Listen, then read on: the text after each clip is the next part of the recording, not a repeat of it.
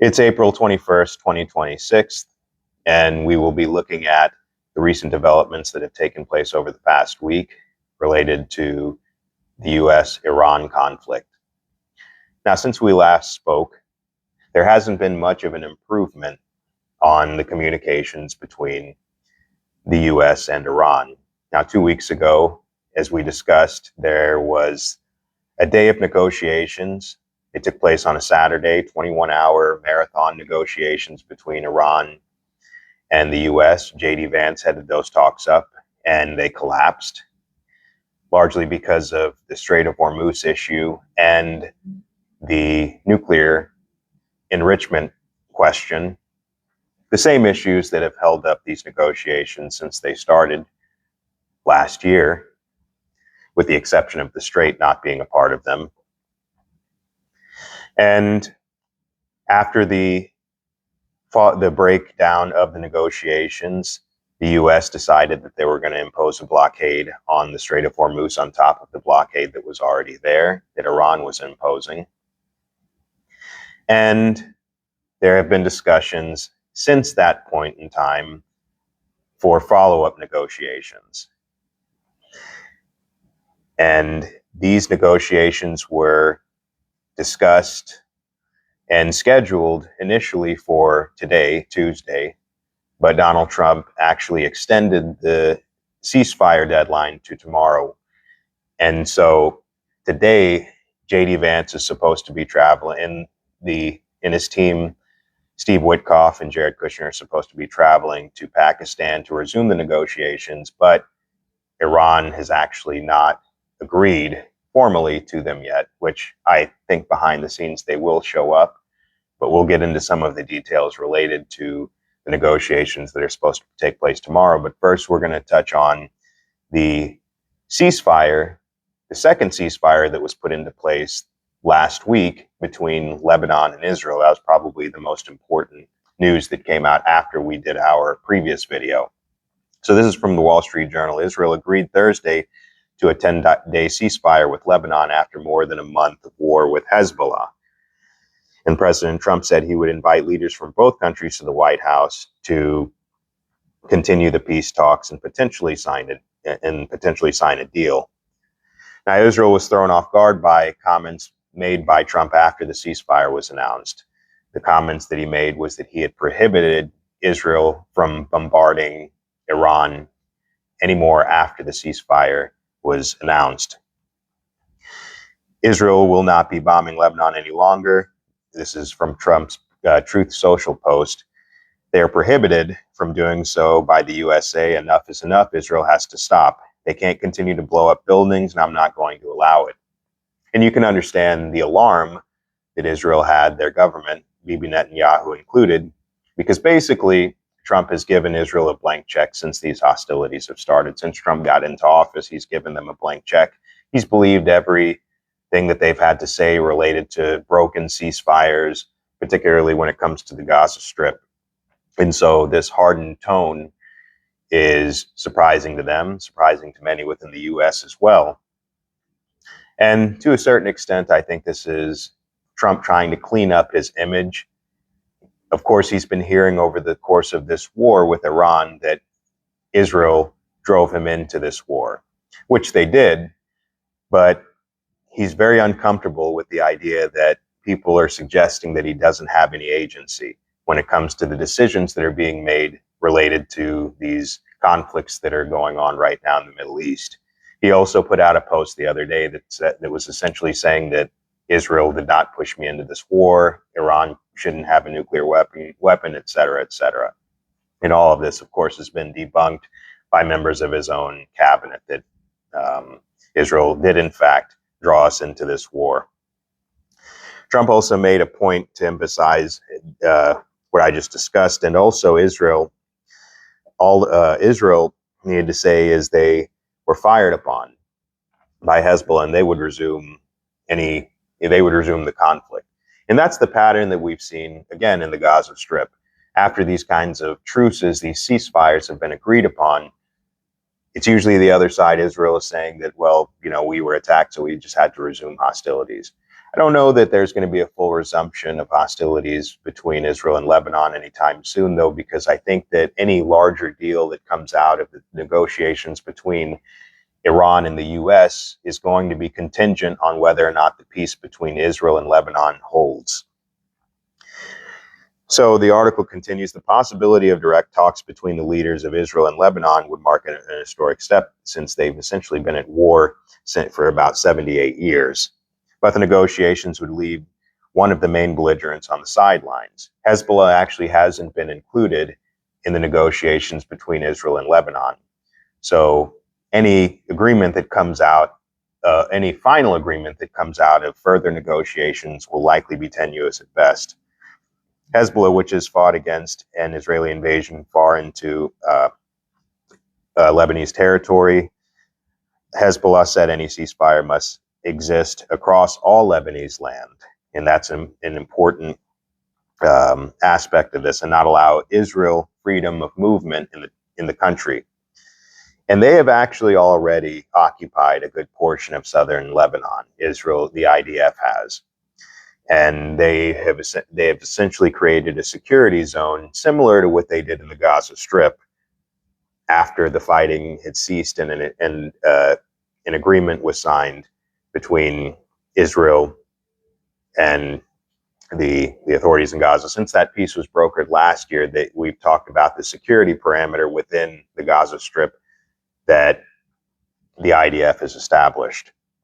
They've released a map of the new security zone that is being set up in Lebanon, and it includes a strip of land along the border, as we discussed, and with Gaza, and appears to also include a maritime buffer zone, the forward defense line or yellow line, and this is, again, hearkening back to the defense zone within the Gaza Strip right now, because we talked several videos ago about these big giant yellow blocks that are demarcating the security zone that basically has bisected the Gaza Strip. And if you remember, the IDF has actually been pushing some of those blocks further into the Gaza Strip towards the sea to expand the buffer zone. And that's according to satellite imagery that has been released last year. And so the area in which the IDF soldiers are operating are going to be within that zone following the ceasefire agreement. And that's per the IDF. The IDF said 5 divisions are operating simultaneously south of the forward defense line in southern Lebanon in order to dismantle Hezbollah, their infrastructure sites, and to prevent direct threats to communities in northern Israel. And again, this is the same justification in the Gaza Strip. They'll likely be indefinitely attempting to dismantle this military infrastructure, this is going to be a permanent occupation. And if the prospect of an agreement involves withdrawing their forces, I would assume they're going to find a way to blow up those talks. They're going to slip enough poison pills into these discussions that will either force Lebanon to back away or Hezbollah to never even consider any of the proposals. Eli Rettig, an assistant professor in energy politics at Bar Ilan University and a senior researcher at the BESA Center, noted that one problem and this is related to, just as an aside, some of the area in which the IDF is occupying right now is alleged to be on top of some natural gas reserves. There's also natural gas reserves off the coast of Lebanon as well. So the more interesting issue in this is discussing a portion of the area that the IDF is occupying right now is Block 8, which is beyond the map. And this is an area that Total Energy wants to explore because again, of the liquefied natural gas reserves in this area. Dunya Basel, a PhD student at Bar Ilan University Middle Eastern Studies, also noted that Israel's new forward security zone in Lebanon is purely military. And this gives us an idea that one of the reasons that the U.S. is involved in brokering this agreement is not only related to the wider Iran conflict, but also the potential of these natural gas reserves off the coast of Lebanon. The natural gas reserves that are thought to be beneath the soil in southern Lebanon has actually been disproven by Total Energies to hold any significant amount of LNG accumulations. And so the deal that is being brokered by the U.S. ultimately will involve some form of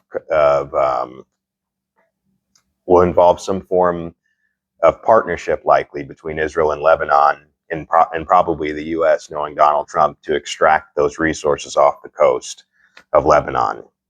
So that's why the idea of this not being a purely military occupation is on the table.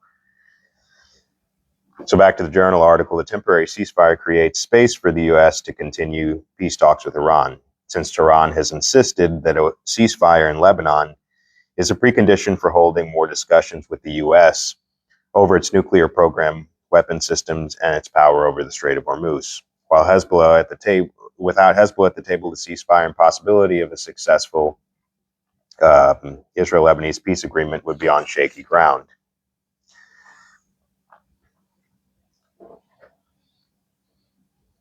And if we take a look at some of the history of the ceasefires, the peace agreements that have been brokered between Israel and Lebanon over the years, you have in 1983, they signed an agreement and it fell apart after Hezbollah and other factions opposed it. There was a U.S.-backed effort in 1993. That one broke down. There was a November 2024 deal that broke down this year. And from Bibi Netanyahu, the prime minister, he said that Israel will retain a buffer zone that is 10 kilometers or 6 miles wide in southern Lebanon to protect Israelis from raids or direct anti-tank fire from Hezbollah. So that's what took place last week when it comes down to the ceasefire between Israel and Lebanon. It's likely going to remain on shaky ground with daily violations, I'm predicting, by Israel. And so, setting that aside, we'll dive into the events that have unfolded related to Iran over the past week and weekend. And this has been a bizarre couple of days with, again, I believe I said it earlier, some pretty contradictory and just straight controversial statements that have been coming from the Trump administration starting on Friday. And this is how things started, and this is how things unfolded. And most of this was related to access to the Strait of Hormuz. And we woke up to news on Friday that Trump said the Strait of Hormuz was completely open. However, the naval blockade that the U.S. had put in place would remain there, and it would pertain only to Iranian cargo ships. So all the other shipping was supposed to be able to be allowed to traverse the strip or the strait, and Iranian ships wouldn't be able to until a final deal was brokered. And Trump, based on how he made these Truth Social posts sound, it seemed as though within a day or two we would be hearing about some kind of agreement, because it sounded very positive. But I was taken aback when he said that Iranian cargo ships wouldn't be able to traverse the strait and everywhere else would. And so that was a red flag for me. He also said that the U.S. would obtain the highly enriched uranium that Iran had enriched to 60%, and that Iran, with the assistance of the U.S., would demine the Strait of Hormuz, and that Iran would agree to never close the Strait of Hormuz again. These are the list of promises and that we heard from Donald Trump on Friday. Trump wrote on Truth Social after this story published that no money will exchange hands, and we'll get into why he said that in a moment, though he didn't refer specifically to the idea of unblocking Iranian funds.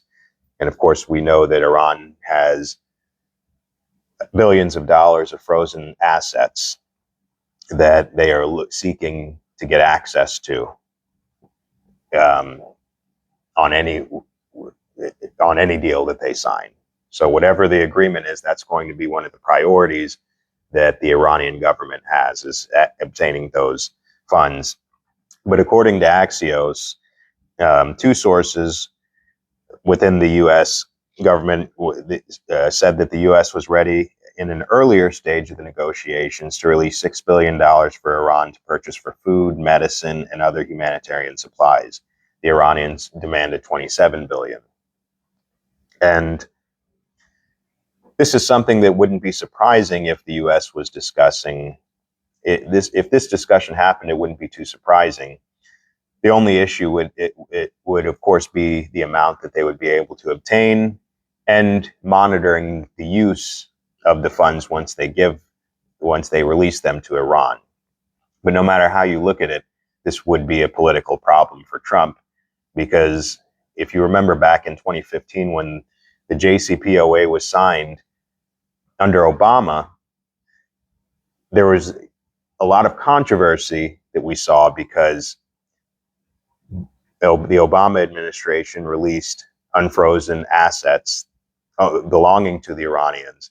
If you remember the story about the pallet of cash that Obama sent Iran, that was their own money, but it was controversial, and many on the Republican side were furious, and they wouldn't stop talking about it, even though, again, these were funds that belonged to Iran and were part of the larger deal that was taking place.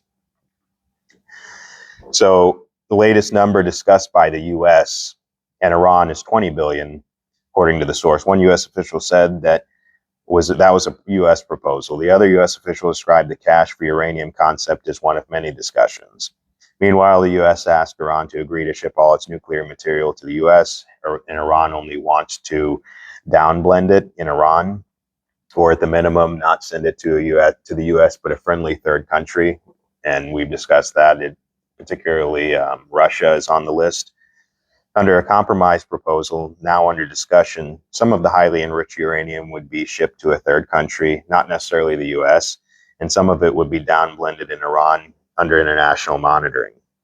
And if you study the JCPOA or the JPOA before the JPCOA, these are all all of this was part of the agreement. Now, at that time, they didn't have the 60% enriched uranium, but they did offer to send some of their more higher enriched uranium to Russia for downblending, and they would send uranium back that was acceptable under the agreement and the IAEA for the medical research. I forgot what that particular research was, but it would be for medical research. So many of the claims made by President Trump over Friday weren't confirmed by Iran's government, with the exception of opening the strait under certain conditions. And this was posted by Abbas Araghchi, one of the representatives in Iran, that the strait would be open, but there would be certain conditions. And these conditions are very similar to the conditions laid out when Iran initially allowed traffic to go through the Strait of Hormuz under the guidance of the IRGCA. And this is more on Abbas Araghchi's post that he put out on Friday, that the Strait of Hormuz is open. He said, in line with the ceasefire in Lebanon, the passage for all commercial vessels through the Strait of Hormuz is declared completely open for the remaining period of the ceasefire on the coordinated route, as already announced by Ports and Maritime Organization of the Islamic Republic of Iran. And this sparked some tension because of how loosely worded the statement was by Araghchi between himself and the IRGC, and the IRGC ended up coming out later and clarifying that the conditions would basically remain the same. The IRGC would be managing the traffic in and out of the strait on a special route designated by the IRGC, and fees would continue and that kind of thing. And the IRGC later provided 5 main requirements for traversing the Strait of Hormuz. And they said that any transit must be via the route specified by Tehran. The ships must not be military. Movement must be within movement will be granted by the IRGC, the Navy, and the ships and cargo must not belong to Israel. Iranian ships can't be blockaded, and in the event of a ceasefire violation, the strait would be immediately closed. And so that's according to the IRGC. Now, further statements from Iran's parliamentary speaker, Ghalibaf, who is heading the negotiations, he said they didn't win the war with lies, and they definitely won't make any progress in negotiations either. These are quotes from him. With the continuation of the blockade, the Strait of Hormuz will not remain open. And these are, again, statements that Ghalibaf had put out, pushing back against what Trump was saying. And to an extent, I think that Trump was telling the truth. There had to have been some kind of formula that was worked out between Iran and the U.S. to allow ships to transit, but Trump seems to have overstepped when he was making his statements and said more than he needed to and more than what was agreed to, whatever was agreed to, likely trying to, again, shape further negotiations in his favor and in his image. So Ghalibaf went on that passage through the Strait of Hormuz will be carried out in accordance with the designated route and with Iran's permission. Whether the strait will be opened or closed, as well as the rules governing it, will be determined on the spot, not on social media, referring directly to Trump's Truth Social posts. Information warfare and manipulation of public opinion are an important part of war, he continues, but the Iranian people are not falling for these tricks. Iran will achieve full control over the Strait of Hormuz, whether at the negotiating table or on the battlefield. And that was according to Iranian Vice President Mohammad Reza Aref. So nothing really seems to have changed too much. In fact, you could argue that Trump's statements that he made on Friday, of course, it was overreach and manipulation, and likely made the situation with negotiations, follow-up talks, even worse. This was the outset of a tumultuous weekend, because it seems that Trump was showing, again, a little bit of desperation. He wanted to, and this is, again, the tone that I have gotten when I've listened to him over the past week. A little bit desperate. He wants to get back to the negotiating table, but it doesn't really seem that he's wanting to pull away from some of the more maximalist demands. If I was going to guess, I would say that he still likely wants to manage the strait with Iran. That could be something that they're talking about. But it seems that Hormuz, and not the nuclear question, is becoming the biggest point of contention in the immediacy of these talks that are going on. So on the 18th, Saturday, IRGC gunboats, after all these statements were made back and forth on Friday, IRGC gunboats actually attacked two tankers attempting to transit the strait without going through the proper channels. So much for this idea that Trump destroyed Iran's navy, right? So you have two tankers that were attacked Saturday by the IRGC. On Sunday, the 19th, U.S. Navy intercepted and fired upon and boarded an uncooperative ship. This was an Iranian vessel that tried to traverse the U.S.-led blockade. They actually struck this ship in the engine room. Now, again, it was an Iranian-flagged ship, and it stopped at the Gulf of Oman, and this is where several dozen U.S. naval vessels had been patrolling. Threats have continued, of course, to be exchanged between the U.S. and Iran throughout the weekend, throughout yesterday, with Iran basically sending many contradictory messages about whether or not they would actually be participating in any follow-up negotiations. And I think that that's likely some posturing. I happen to believe that they're going to show up, and the negotiations will probably not get too far. I don't think that there's going to be some kind of grand deal announced tomorrow.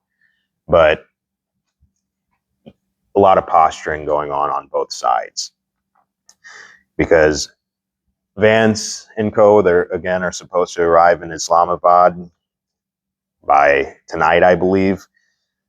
And as we know, Trump will continue the bellicose rhetoric. He'll continue making threats, talking about wiping Iran off the map, getting rid of their civilization and all of these things. But again, we have to really just pay attention to the movements that are happening and not so much the crazy words. U.S. President Donald Trump said on Truth Social recently, we're offering a very fair and reasonable deal, and I hope they take it, because if they don't, the United States is going to knock out every single power plant, where we heard this before, and every single bridge in Iran. No more Mr. Nice Guy, he wrote. He said the bridges and plants will come down fast, they'll come down easy, and if they don't take the deal, it will be my honor to do what has to be done, which should have been done to Iran by other presidents for the last 47 years. It's time for the Iran killing machine to end. And as we know, he actually extended the ceasefire to Wednesday.